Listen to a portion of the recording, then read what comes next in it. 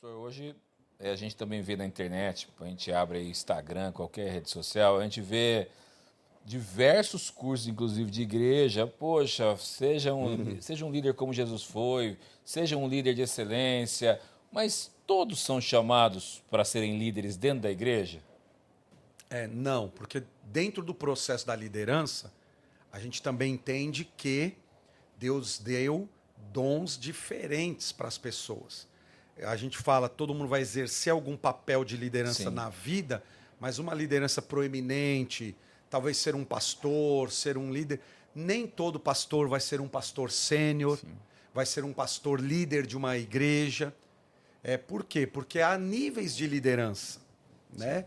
E outra, Jesus só teve 12 discípulos?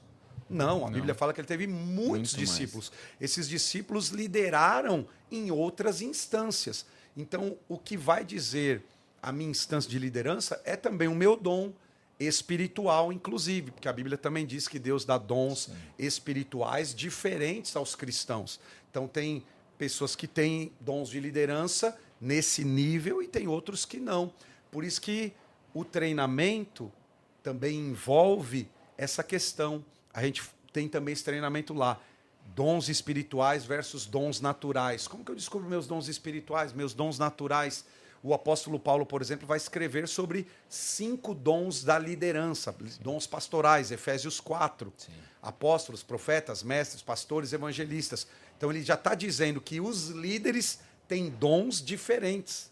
Então nem todo mundo tem o sim. mesmo dom e vai liderar na mesma proeminência, vamos dizer assim, né?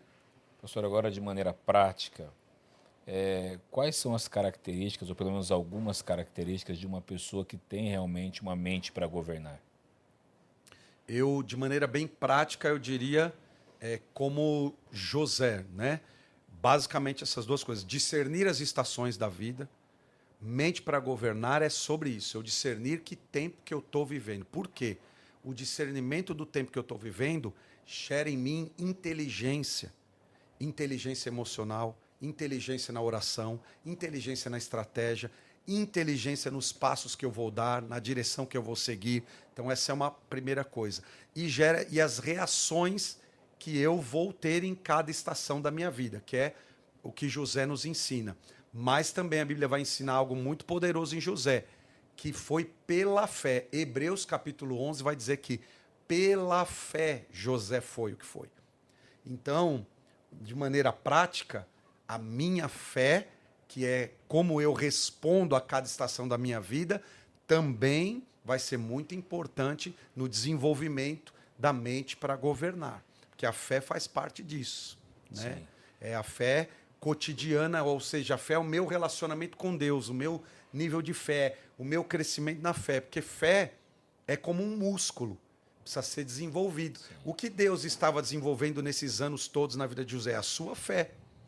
O que Deus está desenvolvendo em nós em cada estação que a gente vive? A Nossa nossa fé. fé.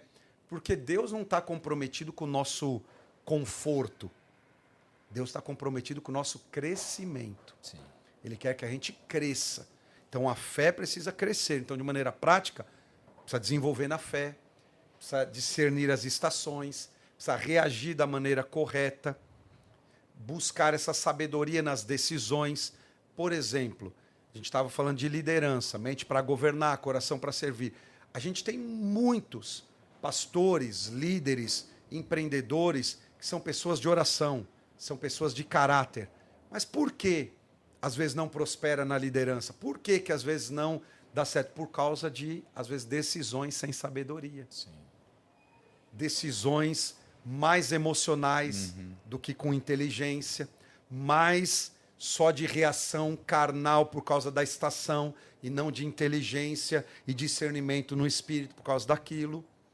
Faz sim. parte dessa construção da liderança. Tem muita gente que é homem de Deus, é mulher de Deus, mas toma decisões equivocadas, sem Muitos. sabedoria. E isso acaba abortando muito do crescimento, muito do desenvolvimento da própria liderança da pessoa.